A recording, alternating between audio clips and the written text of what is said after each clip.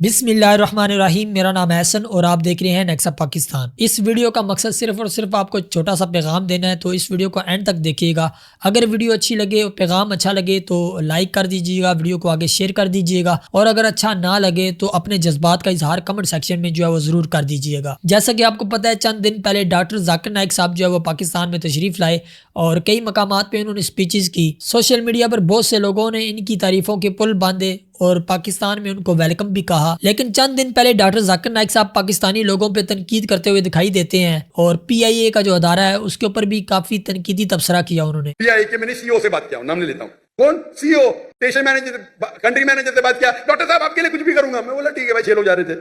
میں نے بولا بھائی 500-600 کلو زیادہ ہے، ہاں ہاں ڈرو مت، مجھے 50% ڈسکاؤنٹ دوں گا۔ میں بولا بھائی 50% ڈسکاؤنٹ کے بدلے میں اور 4 لوگ کو لے کے آؤں اور سستا پڑے گا نا۔ بولا دینے کا تو فری دے، مطلب مت دے، ٹھکرا دیا میں نے۔ پی آئی پاکستان ایئر لائن، ارے انڈین میں کوئی بھی غیر مسلم مجھے دیکھے گا تو فری میں چھوڑے گا، یہ ہے انڈیا۔ غیر مسلم ڈاکٹر ذاکر نائک کو دیکھیں گا 1000 کلو 2000 کلو چھوڑ دیتا ہے، یہ پاکستان ہے۔ گورنمنٹ کا گیسٹ ہوں میں نے ویزا پہ لکھا اسٹیٹ گیسٹ، اور آپ کا سی او پاکستان کا بولتا ہے 50% ڈسکاؤنٹ دے گا، چارج کر رہے 110 رنگٹ 1 کلو کا۔ مجھے اتنا دکھ ہوا کہ پاکستان میں آ رہا ہوں، doctor Zakir Naik state guest ہے اور وہ 300 کلو چھوڑ نہیں سکتے، بولتے 50% ڈسکاؤنٹ دیں گے۔ مجھے نہیں چاہیے تیرا ڈسکاؤنٹ۔ میں نے 6 لوگ اور لے گیا، میرا سامان لے گیا۔ سچ بولنے کو مجھے دکھ ہوتا ہے، بٹ یہ پاکستان کا حال۔ حالانکہ ڈاکٹر ذاکر نائک صاحب کو اس طرح نہیں تھا کرنا چاہیے، ان کو اتنی عزت افزائی کے ساتھ پروٹوکول کے ساتھ یہاں پہ لایا گیا، اور جس انڈیا نے ملک بدر کیا، ان کو وہاں سے نکالا گیا، اس کی وہ تعریف کر رہے ہیں۔ حالانکہ جہاں پہ ان کی عزت ہو رہی ہے، جہاں پہ ان کو حوصلہ افزائی یہاں پہ ان کو ملی، ان کے آنے پہ لوگوں نے ویلکم کیا، لوگوں نے تعریفیں کی، تعریفوں کے پل باندھے، تو انہی کے اوپر آ کے تنقید کی، انہی کے اداروں کے اوپر آ کے تنقید کی۔ تو یہ معاملہ تھوڑا سا عجیب و غریب تھا، اور کئی صحافیوں نے بھی ویڈیو بنائی اور ان سے ناراضگی کا جو ہے وہ اظہار کیا انہوں نے۔ تو جو لوگ ڈاکٹر ذاکر نائک کے پاکستان میں تشریف لانے کی وجہ سے بڑے خوش تھے اور ان کی تعریفوں کے پل باندھ رہے تھے، اب وہ انہی کے اوپر جو ہے وہ تنقیدی تبصرے کر رہے ہیں، انہی کو برا بلا کہہ رہے ہیں، اور یہ کہہ رہے ہیں کہ یہ کم ظرف انسان ہے۔ اور یہ حب الوطنی کا بھی تقاضا ہے کہ جب پاکستان کے اداروں کے اوپر یا پاکستانی لوگوں پہ کوئی تنقید کرتا ہے تو ہمیں غصہ آتا ہے، تو ہونا بھی چاہیے ایسا، کیونکہ یہ ہمارا پاکستان سے محبت کا تقاضا ہے کہ ہم لوگ جو ہے وہ پاکستان کے اوپر تنقید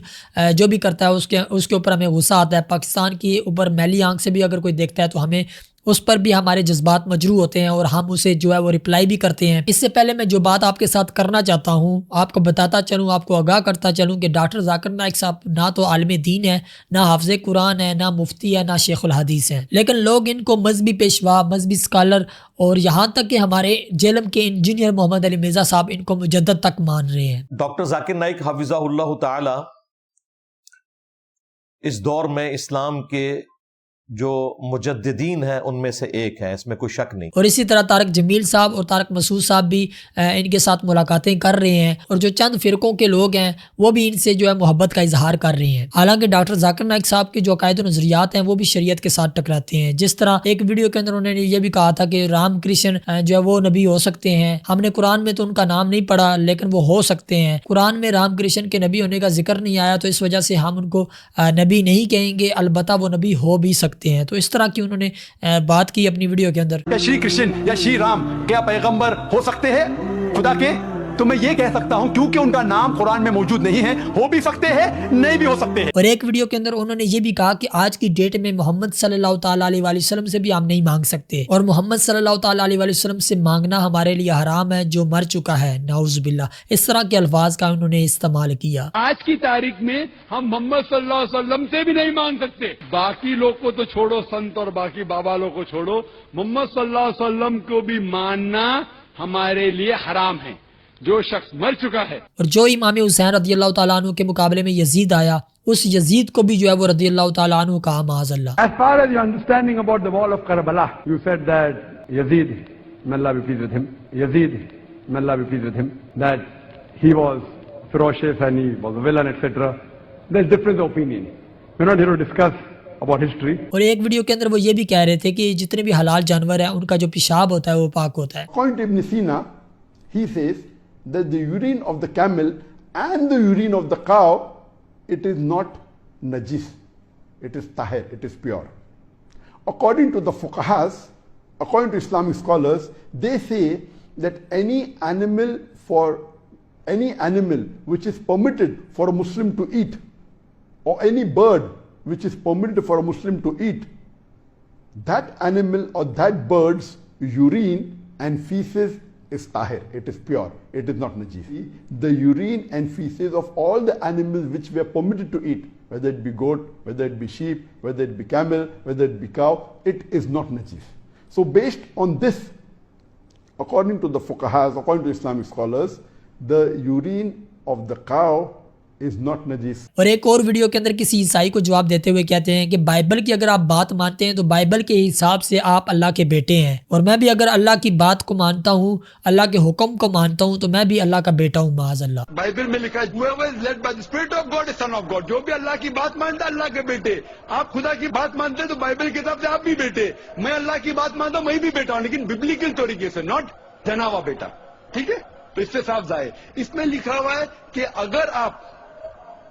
خدا کو مانتے ہیں تو اس بیٹے کی بات مانو، وہی تو میں کر رہا ہوں۔ اسی طریقے سے بہت سارے ایسے عقائد و نظریات جو ڈاکٹر ذاکر نائک صاحب کے ہیں جو کہ شریعت کے ساتھ ٹکراتے ہیں۔ اب جو لوگ ان کو مذہبی پیشوا مان رہے ہیں، مجدد مان رہے ہیں، حالانکہ پتہ ان کو بھی ہے کہ یہ عقائد و نظریات ڈاکٹر ذاکر نائک صاحب کے ہیں، لیکن لوگ کوئی ان کو مذہبی پیشوا مان رہا ہے، کوئی مذہبی اسکالر کہہ رہا ہے، کوئی ان کو جو ہے وہ مجدد تک مان رہا ہے، تو یہ کم علمی اور کم فہمی کا نتیجہ ہے، جس کی وجہ سے لوگ جو ہے وہ کسی بھی ارے غیرے جو دین کی باتیں چند کر دیتا ہے اس کو بھی جو ہے مذہبی پیشوا مان لیتے ہیں، مذہبی اسکالر مان لیتے ہیں۔ تو میرے کہنے کا مقصد یہ ہے کہ جو چند لوگ ڈاکٹر ذاکر نائک کے پاکستان کے اندر آنے کی وجہ سے بہت زیادہ خوش تھے اور بہت زیادہ ان کے تعریفوں کے پل بھی باندھ رہے تھے، لیکن جیسے ہی انہوں نے پاکستان کے اوپر تنقیدی تبصرہ کیا تو وہی لوگ جو ڈاکٹر ذاکر نائک صاحب کی اوپر جو ہے وہ تعریفوں کے پل باندھ رہے تھے، تعریفیں کر رہے تھے، ان کو ویلکم کہہ رہے تھے، وہی لوگ جو ہے ان کو کم ظرف انسان کہنا شروع ہو گئے۔ ٹھیک ہے، یہ پاکستان سے محبت کا تقاضا ہے اور ہونا بھی چاہیے کہ پاکستان کے اوپر اگر کوئی تنقید کرتا ہے اس کو آپ جواب دیں اور اس کو آپ برا بھلا کہیں، اور پاکستان کے اوپر کوئی میلی آنکھ سے بھی دیکھیں تو ہم اپنے جذبات کے اندر بڑے سخت الفاظ لے کے آتے ہیں، لیکن مسئلہ یہ ہے کہ پاکستان کے اوپر اگر کوئی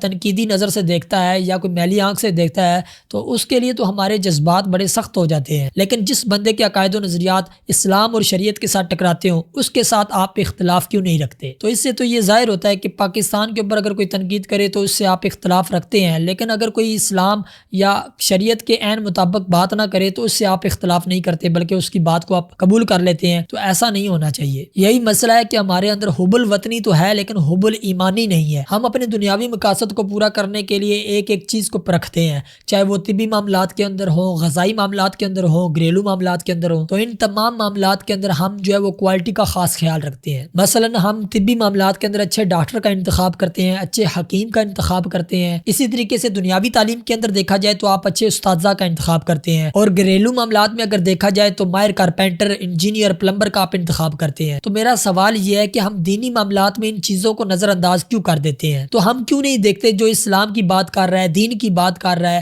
اس کے عقائد و نظریات میں شریعت کے ساتھ، اسلام کے ساتھ کوئی چیز ٹکراتی تو نہیں ہے؟ ہم ہر ارے غیرے کی بات سن کے اس کے عقائد و نظریات کے اوپر غور و فکر کیوں نہیں کرتے؟ اسی طریقے سے ہم جب بیمار ہوتے ہیں یا ہماری باڈی کے اندر کوئی چینجنگ آتی ہیں، طبی کوئی معاملات ہوتے ہیں، تو ہم کسی راہ چلتے سے دوائی نہیں لے لیتے، لیکن دین اسلام کی جب باری آتی ہے تو ہم کسی ارے غیرے راہ چلتے سے ہم دین سن لیتے ہیں اور اس کی بات کو ہم اپنے عقائد و نظریات کے اندر فٹ کر دیتے ہیں۔ اس سے تو یہ ظاہر ہوتا ہے کہ آپ کو اپنی ذات کی فکر ہے لیکن آپ کو اپنے ایمان کی فکر نہیں ہے۔ جیسے ڈاکٹر ذاکر نائک کا پاکستان کے اوپر تنقید کرنے پر لوگوں نے اختلاف تو کیا، لیکن جو عقائد و نظریات کے اندر جو ان کے چیزیں پائی جاتی ہیں جو شریعت کے ساتھ ٹکراتی ہیں اس کے اوپر آپ اختلاف کیوں نہیں کرتے؟ اس کے اوپر آپ ویڈیوز کیوں نہیں بناتے؟ تو اس سے تو یہی ظاہر ہوتا ہے نا کہ ہمارے اندر حب الوطنی ہے لیکن حب الایمانی نہیں ہے۔ تو میرا اس ویڈیو کو بنانے کا مقصد یہ ہے کہ ہم اپنے اوپر غور کریں کہ اس وقت ہماری کیا حالت ہو چکی ہے۔ ہمارے اندر حب الوطنی ہے لیکن حب الایمانی نہیں ہے۔ ہمیں اپنی ذات کی تو فکر ہے لیکن ایمان کی فکر نہیں ہے۔ ہم ہر ارے غیرے کی بات سن کے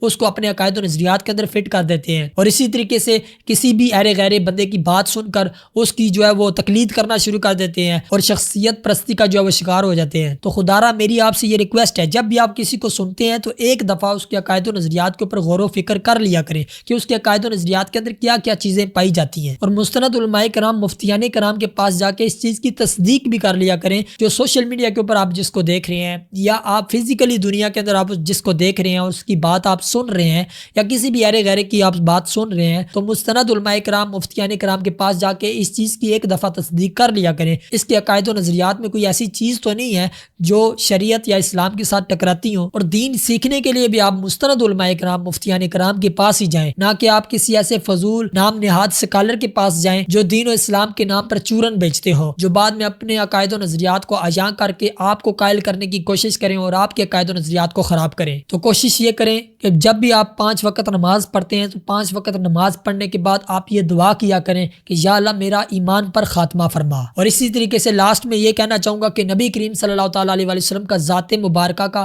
دل میں احترام لائیں، محبت مصطفیٰ لائیں، محبت اہل بیت لائیں، محبت صحابہ لائیں۔ جو کسی صحابہ کے اوپر کسی بھی قسم کی تبرہ بازی کرے، اہل بیت کے اوپر تبرہ بازی کرے یا کوئی بھی کسی قسم کی ایسی بات کرے جس کے اندر یہ ظاہر ہو رہا ہو کہ یہ صحابہ یا اہل بیت کی نفی کر رہا ہے، اس بندے سے آپ کوسوں دور ہو جائیں۔ اسی طریقے سے تابعین، تبع تابعین، ائمہ کرام، اولیاء کرام، مفتیان کرام، علماء کرام، یہ جتنے بھی ہیں ان سب کی تعظیم جو ہے وہ آپ اپنے دل کے اندر لائیں۔ انشاءاللہ اگر آپ اپنے دل کے اندر محبت رسول، محبت اہل بیت، محبت صحابہ لے آتے ہیں تو میں یقین سے کہتا ہوں کہ اللہ تبارک و تعالیٰ آپ کو ان فتنوں سے محفوظ رکھے گا۔ اور آخر میں یہی کہنا چاہوں گا کہ جو پیغام میں نے آپ کو دیا ہے اگر آپ کو اچھا لگا ہے تو اس ویڈیو کو شیئر کر دیں، اور اگر اچھا نہیں لگا، کسی قسم کا آپ کو میرے سے اختلاف ہے، میری کسی بات سے آپ کو اختلاف ہے، میری کوئی بات آپ کو اچھی نہیں لگی، تو کمنٹ سیکشن میں اپنے جذبات کا اظہار آپ کر سکتے ہیں۔